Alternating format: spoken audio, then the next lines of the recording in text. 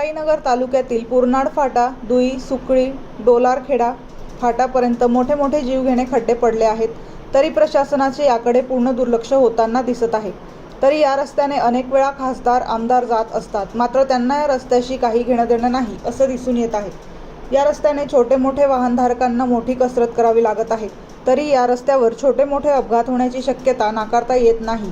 प्रशासनाने याकडे लवकरात लवकर लक्ष देण्याची गरज आहे असं सर्व जनतेकडून बोलले जात आहे. तरी अवकाळी पावसाने खड्ड्यामध्ये मोठे पाणी साचले आहे. पाण्याचा अंदाज न आल्याने अपघात होण्याची शक्यता आहे. या रस्त्याने वाहन चालक ये जा करत असतात. मोठे ट्रक या रस्त्याने जातात.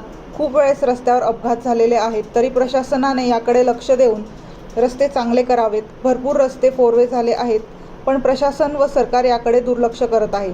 तरी हा रस्ता लवकरात लवकर चांगला करण्यात यावा अशी मागणी वाहन चालकांकडून होत आहे. प्रशासन व सरकारने याकडे लक्ष द्यावे अशी मागणी होत आहे. ज्ञानेश्वर सावळे, MG न्यूज, मुक्ताईनगर.